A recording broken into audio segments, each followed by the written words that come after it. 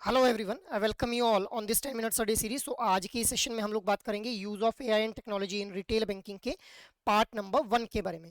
But before moving ahead I just want to let you know guys कि भाई किसी भी एग्जामिनेशन की प्रिपरेशन में हम लोग किस स्ट्रेटेजी ऑप्ट कर रहे हैं फॉर आवर प्रिपरेशन, ये बहुत ज़्यादा मैटर करता है। सो स्ट्रेटेजी से मेरा मतलब क्या है कि भाई प्रीवियस ईयर क्वेश्चंस के बारे में हम लोगों को इन डेप्थ नॉलेज होनी चाहिए along with this most important topics. So these are the two factors जिनके बारे में आप लोगों को एक इन डेप्थ नॉलेज होनी चाहिए किसी भी एग्जामिनेशन की प्रिपरेशन को लेकर के। सो अगर आप लोगों का भी सेम कंसर्न है with respect to the JAIIB examination, so आप लोगों के इसी कंसर्न को जो है वो रिजॉल्व किया जा रहा है with the help of this E book, जिसका लिंक आप लोगों को इस वीडियो के डिस्क्रिप्शन में मिल जाएगा। और यहाँ से आप लोग जो है वो previous year questions, most important topics और syllabus for each and every component of JAIIB examination के बारे में इन डेप्थ नॉलेज गैदर कर पाएंगे। So guys have a look on this ebook अगर आप लोग अपनी प्रिपरेशन को एक सही डायरेक्शन में लेकर के जाना चाहते हैं।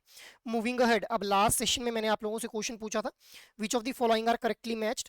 सो NFS is managed by IDRBT, IBCC is managed by NPCI. Your options were one only, two only, both one and two, neither one nor two. So what should be the right answer here?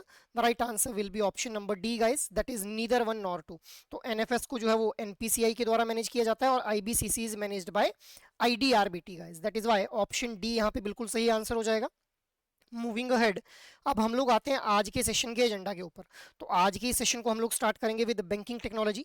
But banking technology को समझने से पहले हम लोग data mining के बारे में बात कर लेते हैं। अब डेटा माइनिंग क्या है, जहां पे एडवांस एल्गोरिदम्स का यूज करके बैंक्स के द्वारा पैटर्न ऑफ कस्टमर बिहेवियर को जो है वो अनरेवल किया जाता है या फिर एनालाइज किया जाता है bye shifting through customer details including there demographic, psychographic and transactional data. So individual जो भी कस्टमर्स रहते हैं उनका जो भी डेमोग्राफिक डेटा से मतलब क्या है कि उनकी एज क्या है, वो मेल है, फीमेल है या वो माइनर्स हैं। इसके अलावा साइकोग्राफिक डेटा का मतलब क्या है, साइकोग्राफिक डेटा से हमारा मतलब है कि भाई इंडिविजुअल जो कस्टमर्स हैं उनकी साइकोलॉजी क्या है, वो किस तरह से जो है प्रोडक्ट और सर्विसेज को अवेल करना चाहते हैं। नेक्स्ट इज ट्रांजेक्शनल डेटा कि वो कितने फ्रीक्वेंटली जो है ट्रांजेक्शन परफॉर्म कर रहे हैं बैंक के साथ में regarding the various products and services. So इन सारे जो ये डेटा हम लोगों ने देखे, इन सारे डेटा को जो है वो एनालाइज किया जाएगा और इनके थ्रू फिर कस्टमर बिहेवियर में किस तरह से शिफ्ट आ रहा है इसको अनरेवल करने की कोशिश की जाएगी by the use of advance algorithms in data mining guys. So I hope ये डेटा माइनिंग आप लोगों को क्लियर है। अब हम लोग आते हैं बैंकिंग टेक्नोलॉजी के ऊपर। तो बैंकिंग टेक्नोलॉजी क्या है गाइस, इंफॉर्मेशन कम्युनिकेशन टेक्नोलॉजी को जब हम लोग डेटा माइनिंग के साथ कंबाइन कर लेंगे तो अल्टीमेटली हम लोग जो है वो कस्टमर को सेटिस्फाई कर लेंगे। सो यहाँ पे बैंकिंग टेक्नोलॉजी के अंदर हम लोग इंफॉर्मेशन कम्युनिकेशन टेक्नोलॉजी के साथ में जो डेटा माइनिंग का जब कॉम्बिनेशन कर लेते हैं तो हमारे पास जो है वो बैंकिंग टेक्नोलॉजी निकल के आती है और which ultimately leads towards the customer satisfaction guys. Moving ahead, अब हम लोग बात कर लेते हैं three dimensions of banking technology के बारे में। सो देखिए तीन डायमेंशंस कौन कौन सी हैं, hardware and software, computer sciences and algorithms, risk management. अब हार्डवेयर एंड सॉफ्टवेयर का पार्ट बनेंगे delivery channels, payment system, computer network, security algorithms and electronic banking. So these all will be the part of hardware and software guys. Next is computer science and algorithm which is the next dimension of banking technology. तो इसके अंदर हमारा क्या क्या part बनेगा, customer segmentation, credit scoring and target marketing. Already हम लोग देख चुके हैं कि भाई कस्टमर सेगमेंटेशन के अंदर हम लोग कस्टमर्स को मल्टीपल सेगमेंट्स में डिवाइड कर देते हैं on the basis of their age, income, needs itself. So credit scoring के बारे में भी हम लोगों ने ऑलरेडी पढ़ा हुआ है कि भाई क्रेडिट स्कोर का यूज किया जाता है क्रेडिट वर्दीनेस को असेस करने के लिए। टारगेटेड मार्केटिंग मतलब जो हमारे टारगेट ग्रुप ऑफ कस्टमर्स हैं उनको किस तरह से जो है मार्केटिंग की जाएगी, कौन से चैनल का यूज किया जाएगा, कौन से मीडिया का यूज किया जाएगा। सो ये सारा हमारा पार्ट बनेगा कंप्यूटर साइंसेज एंड एल्गोरिदम्स का। Next is risk management. अब रिस्क मैनेजमेंट का पार्ट बनेंगे credit risk, market risk and operational risk. So अलग अलग तरह के रिस्क देखने के लिए मिलते हैं। क्रेडिट रिस्क क्या है, जहां पे इंडिविजुअल जो है डिफॉल्ट कर जाते हैं रीपेमेंट करने से, उसको बोल देते हैं क्रेडिट रिस्क। मार्केट रिस्क क्या है, जहां पे एक बैंक के द्वारा मार्केट के अंदर इन्वेस्टमेंट की गई है बट सडनली मार्केट रेस जो है वो क्रैश कर जाते हैं जिस वजह से लॉस अगर बियर करना पड़ेगा एक बैंक को तो उसको बोल देंगे market risk. Next is operational risk. Operational risk क्या है, जहां पे डे टू डे ऑपरेशंस में फेलियर आने की वजह से हम लोगों को जो रिस्क उठाना पड़ता है उसको हम लोग क्या बोल देते हैं, ऑपरेशनल रिस्क बोल देते हैं गाइस। मूविंग अहेड, अब हम लोग इवोल्यूशन ऑफ बैंकिंग टेक्नोलॉजी के बारे में बात कर लेते हैं। सो देखिए गाइस 1950s के अंदर हम लोगों को इंट्रोडक्शन ऑफ क्रेडिट कार्ड देखने को मिलता है with the help of Diners Club. Diners Club के द्वारा क्रेडिट कार्ड को इंट्रोड्यूस किया जाता है। 1960s के अंदर एटीएम्स और एडॉप्शन ऑफ कंप्यूटर्स के ऊपर जो था वो फोकस किया गया। कस्टमर्स को लिबरेट कर दिया गया from the bank cards. Bank cards का मतलब क्या है कि पहले क्या होता था 9 से 5 के बीच में ही कस्टमर्स जो थे वो बैंक के प्रोडक्ट और सर्विसेज को अवेल कर पाते थे। But with the use of computers and ATMs अब बिन बैंक आवर से जो था वो कस्टमर्स को लिबरेट कर दिया गया, मतलब 5 बजे के बाद भी बैंकिंग के प्रोडक्ट और सर्विसेज को अवेल किया जा सकता था। 1970s के अंदर क्या होता है, हम लोगों को इलेक्ट्रॉनिक पेमेंट सिस्टम एमर्ज होते हुए देखने को मिलते हैं। बैंक्स ने बहुत ही हैवीली जो था वो कंप्यूटराइजेशन के अंदर इन्वेस्ट किया। इसी टाइम के ऊपर हम लोगों को स्विफ्ट की भी डेवलपमेंट होने को देखने को मिलती है। स्विफ्ट क्या है, society for world wide inter bank financial telecommunication. After that 1980s में हम लोगों को ऑनलाइन बैंकिंग एमर्ज होती हुई देखने को मिलती है। 1990s के अंदर there was emergence of P two P money services like PayPal, Venmo and Popmoney. तो आज की डेट में जैसे गूगल पे वगैरह हैं, उन्हीं के ये इनिशियल वर्जन रहे हैं। नेक्स्ट इज 2000 के अंदर हम लोगों को मोबाइल बैंकिंग का राइज होता हुआ देखने को मिलता है और डिजिटल चेक्स की प्रोसेसिंग जो है वो स्टार्ट हो जाती है। अब 2010 के अंदर मोबाइल पेमेंट टेक्नोलॉजीज एमर्ज होती हैं, जैसे गूगल वॉलेट और एप्पल पे। इसके अलावा 2015 के अंदर बैंक ऑफ अमेरिका के द्वारा फिंगरप्रिंट ऑथेंटिकेशन और टच आईडी को जो है वो इंट्रोड्यूस किया जाता है गाइस। ईएमवी जो चिप टेक्नोलॉजी है उसको स्टार्ट कर दिया गया, ठीक है। ईएमवी चिप टेक्नोलॉजी स्टैंडर्ड्स को ऑप्ट किया गया, जहां पे एनक्रिप्टेड और टोकनाइज्ड कार्ड्स हम लोगों को देखने को मिले। जो भी कार्ड्स रहते थे उनके अंदर इन ईएमवी चिप्स को जो था वो इंस्टॉल किया जाता था। तो ये हम लोगों ने ग्लोबल सिनेरियो देख लिया with respect to banking technology. अब हम लोग बात करते हैं इंडियन सिनेरियो के बारे में। तो देखिए, इंडियन बैंक्स के अंदर नेशनलाइजेशन होती हुई देखने को मिलती है इन 1969। इसके बाद इकोनॉमी को लिबरलाइज किया जाता है 1990s के अंदर, जहां पे एलपीजी रिफॉर्म्स जो है वो हम लोगों को देखने को मिलते हैं, और जिस वजह से फिर फॉरेन बैंक्स की एंट्री होती हुई देखने को मिलती है। एलपीजी क्या है, liberalisation, privatisation and globalisation guys. So इसको हम लोग जो है वो टेक्स सेवी प्राइवेट एरा के नाम से भी जान देते हैं इस पीरियड को, ठीक है। जो इंडियन बैंकिंग सिनेरियो का हम लोग अभी देख रहे हैं, इसने प्रमोट किया पब्लिक सेक्टर बैंक्स को कि वो टेक्नोलॉजी ओरिएंटेड जो प्रोडक्ट और सर्विसेज हैं उनको ऑप्ट करें और उनको अपने प्रोडक्ट और सर्विसेज के अंदर इनकलकेट करें, जो भी टेक्स सेवी जो हमारी टेक्नोलॉजी है। Next is impact of this IT revolution. अब ये जो आईटी के अंदर रेवोल्यूशन आ रहा था, इसका क्या इम्पैक्ट देखने के लिए मिला, मल्टीपल एप्लीकेशंस इसकी हम लोगों को बैंक्स के अंदर देखने को मिली आईटी सेक्टर में जैसे ही बूम होता है। Diversification of banking products and third party products जो है वो एमर्ज होते हुए देखने को मिलते हैं। अब ये थर्ड पार्टी प्रोडक्ट्स क्या है, जिनके थ्रू बैंक्स को जो है वो एक फी बेस्ड इनकम अर्न होती है। ऑलरेडी हम लोगों ने इसके बारे में डिस्कस किया हुआ है। Next is significant milestones. अब क्या कुछ सिग्निफिकेंट माइलस्टोन्स अचीव होते हुए देखे हम लोगों ने। आरबीआई ने नज किया towards the computerisation, IDRBT, IFTAS and PCI. ये सारी जो थी ये हमारे क्या थे, सिग्निफिकेंट माइलस्टोन से। इसके अलावा ATMs, electronic and mobile banking emerge होती हुई देखने को मिली। Along with this computerised interconnectivity बढ़ी, एमआईसीआर बेस्ड चेक क्लियरिंग का जो प्रोसेस था वो स्टार्ट हुआ, और मॉडर्न पेमेंट सर्विसेज जैसे ईसीएस, आरटीजीएस और एनईएफटी एंड यूपीआई जैसी सर्विसेज एमर्ज होती हुई देखने को मिली।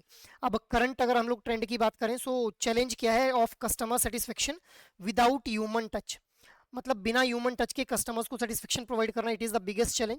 अब एम्फेसिस दिया जा रहा है यूजर एक्सपीरियंस के ऊपर आज की डेट में, कि भाई any time anywhere anyway services जो है वो कस्टमर्स को प्रोवाइड करवाई जाए। नेक्स्ट इज डिजिटाइजेशन बेनिफिट्स हम लोगों को देखने के लिए मिल रहे हैं कि भाई डिजिटलाइज हो गया है सारा प्रोसेस हमारा, और पेपरलेस बैंकिंग एमर्ज होती हुई देखने को मिल रही है हम लोगों को। So this is the current trend with respect to the retail banking in India guys.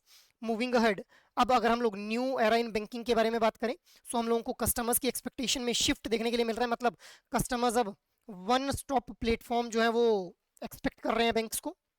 Hyper personalization in services is being required by customers. Technologically जो है वो बैंकिंग को एम्पावर होना पड़ रहा है, ठीक है। बिकॉज अगर टेक्नोलॉजिकली एम्पावर नहीं होगी बैंकिंग, तो अल्टीमेटली जो कस्टमर्स हैं वो जो है वो बैंक के उस पर्टिकुलर बैंक के कस्टमर्स जो है वो किसी दूसरे बैंक में जो है वो माइग्रेट कर जाएंगे। Next is financial wellness approach. So financial wellness approach के ऊपर भी फोकस किया जा रहा है in this new era of banking guys. Moving ahead, अब हम लोग देख लेते हैं कि क्या कुछ टेक्नोलॉजी का इंपैक्ट हम लोगों को रिटेल बैंकिंग पे देखने के लिए मिल रहा है। सो देखिए, एक पीडब्ल्यूसी की रिपोर्ट आती है जहां पे बोला जाता है कि इंडियन बैंक्स जो है वो लगभग 1.5 से 2% ऑफ देयर एनुअल रेवेन्यू जो है वो खर्च करते हैं ऑन टेक्नोलॉजी, जबकि जो ग्लोबल बैंक्स हैं उनके द्वारा लगभग 7 से 10% जो है वो खर्च किया जाता है ऑन द टेक्नोलॉजी।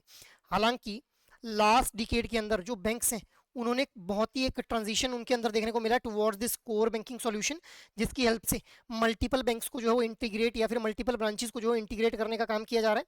इसके अलावा ऑटोमेशन हम लोगों को देखने के लिए मिल रही है बैंक्स के अंदर, और टेक ड्रिवन सॉल्यूशंस भी देखने को मिल रहे हैं। ऑल्दो हमारी स्पेंडिंग कम है टेक्नोलॉजी पे, बट फिर भी हम लोगों ने एक ड्रास्टिक चेंज देखा है लास्ट डिकेड्स के अंदर। अब क्या कुछ बेनिफिट्स हम लोगों को देखने को मिलते हैं टेक्नोलॉजी के बैंकिंग के अंदर, तो एक तो एफिशिएंसी इंक्रीज होती है, कॉस्ट रिड्यूस होती हुई देखने को मिलती है, एक्यूरेसी आ रही है, कस्टमर सर्विसेज को जो है बेटर वे में प्रेजेंट किया जा सकता है कस्टमर्स तक, मल्टीपल इनोवेशन हम लोगों को प्रोडक्ट्स के अंदर देखने को लिए मिल रही है। इसके अलावा इजीली कम्युनिकेशन जो है वो की जा सकती है विद द कस्टमर, मतलब किसी भी तरह का कम्युनिकेशन गैप नहीं रह जाएगा अगर हम लोग टेक्नोलॉजी को जो है वो इनकलकेट करते हैं बैंकिंग प्रोडक्ट्स और सर्विसेज के अंदर। Next is self guided financial wellness की अप्रोच जो है वो इमर्ज होती हुई देखने को मिल रही है। So self guided financial wellness का मतलब क्या है? सेल्फ गाइडेड फाइनेंशियल वेलनेस का मतलब है कि भाई बैंक्स के अंदर कस्टमर जब भी एंटर होते हैं तो वो अपने तरीके से जो है वो अपने प्रोडक्ट और सर्विसेज को अवेल कर पाते हैं। जैसे फॉर एग्जांपल कियोस्क मशीन्स जो है बैंक्स के अंदर इंस्टॉल की गई हैं। अब पासबुक प्रिंटिंग मशीन्स है, कस्टमर पासबुक प्रिंटिंग मशीन के अंदर जाकर के अपनी पासबुक को इंसर्ट करते हैं और बारकोड को रीड करके ऑटोमेटिकली उसके अंदर जो ट्रांजेक्शंस की एंट्री होती हुई देखने को मिलती है। So this is self guided wellness guys. Moving ahead, अब हम लोग बात कर लेते हैं कि what are the challenges and what could be the potential solution. So देखिए गाइस, लार्ज और जो ग्रोइंग पॉपुलेशन है इसको मैनेज करना ये बहुत बड़ा एक चैलेंज है with respect to retail banking. अब इसके पोटेंशियल सॉल्यूशंस क्या है कि मोबाइल बैंकिंग ऑफर कर लो, कस्टमर्स को ब्रांचलेस बैंकिंग प्रोवाइड की जाए और वर्नाकुलर इंटरफेसेस, वर्नाकुलर मतलब नेटिव लैंग्वेज के अंदर जो इंटरफेसेस बनाए जाए सो दैट कस्टमर्स को जो है वो इंटरेक्ट करने में काफ़ी ईजी वहाँ पे जो है वो फील हो। Next is lack of human touch in non branches. So it is also biggest challenge, क्योंकि टेक्नोलॉजी आ रही है तो ह्यूमन टच हम लोगों को कम होता हुआ देखने को मिल रहा है ब्रांचेस के अंदर। सो इसके लिए ट्रेनिंग प्रोवाइड की जा सकती है, पर्सनलाइज कम्युनिकेशन की जा सकती है कस्टमर्स के साथ और हाइब्रिड चैनल का यूज किया जा सकता है with the human support. Next is sophisticated और लो कॉस्ट प्रोडक्ट को डेवलप करना, ये एक और चैलेंज हम लोगों को देखने के लिए मिलता है। अब इसके सॉल्यूशंस क्या है कि भाई माइक्रो फाइनेंस सॉल्यूशंस प्रोवाइड किए जाएं, फिनटेक्स के साथ, फाइनेंशियल टेक्नोलॉजिकल जो जाइंट्स हैं उनके साथ पार्टनरशिप की जाए और एआई पावर्ड पर्सनलाइज्ड ऑफरिंग जो है वो कस्टमर्स को की जाए। Next is legacy infrastructure. अब इसका क्या मतलब है कि जो इंफ्रास्ट्रक्चर हमारे पास एग्जिस्टिंग इंफ्रास्ट्रक्चर है उस इंफ्रास्ट्रक्चर के साथ नई टेक्नोलॉजी को इनकलकेट करना हमारे लिए चैलेंज बनता जा रहा है। So we need to have a modernization of core banking system, cloud migration and micro service architecture. Next is cyber security threat. अब जैसे जैसे टेक्नोलॉजी इवॉल्व हो रही है तो साइबर सिक्योरिटी एक बहुत बड़ा चैलेंज हम लोगों को देखने के लिए मिल रहा है।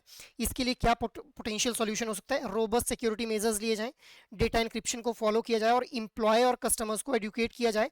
सिर्फ एम्प्लॉयज़ को एडुकेट करने से कुछ नहीं होगा, we need to have a awareness campaigns in our customers के भाई आप लोगों को किसी भी तरह के फिशिंग लिंक पे क्लिक नहीं करना है या फिर किसी अननोन कोई भी आप लोगों को जो है वो अगर मैसेज कम्युनिकेट होता है उसका रिप्लाई नहीं करना है। सो इस तरह से जो है साइबर सिक्योरिटी के रिगार्डिंग जो थ्रेट्स हैं उनको ओवरकम किया जा सकता है guys. Moving ahead, now try to answer this question, under which of the following dimension of banking technology would you categorize payment system and delivery channels? So hardware and software, computer sciences and algorithms, risk management and none of the above guys. So what should be the right answer? Try to answer this question in your comment box guys. Apart from this, अगर आप लोगों को कोई भी guidance चाहिए with respect to your JIB preparation तो आप लोग एडुटैप के द्वारा ये जो मास्टर कोर्स लॉन्च किया गया है इस मास्टर कोर्स को आप लोग रेफर कर सकते हैं, जहाँ पे आप लोगों को INDFS, PPB, AFM और RBWM चारों कंपोनेंट्स के concept classes, live classes, short notes और टेस्ट सीरीज जो है वो प्रोवाइड कर दिए जाएंगे। अब यहाँ पे आप लोग जो इस कोड का यूज़ कर सकते हैं जब भी इस कोर्स को आप लोग अवेल करना चाहें, JIB 75, जिसके थ्रू आप लोगों को फ्लैट 75% का जो डिस्काउंट है वो ऑफर कर दिया जाएगा। सो guys have a look on this master course अगर आप लोग अपनी प्रिपरेशन को एक सही डायरेक्शन में लेकर के जाना चाहते हैं या फिर किसी भी तरह की गाइडेंस चाहते हैं regarding your JIB preparation. So that is all from my side for this session guys. I hope ये सेशंस आप लोगों को अच्छे लग रहे हैं। अगर एक्चुअल में ये सेशंस आप लोगों को पसंद आ रहे हैं तो इन सेशंस को आप लोग लाइक, शेयर और सब्सक्राइब कर लें। और अगर आप लोगों की कोई भी क्वेरी हो तो आप लोग मेल कर सकते हैं hello@edutap.co.in के ऊपर। जय हिंद।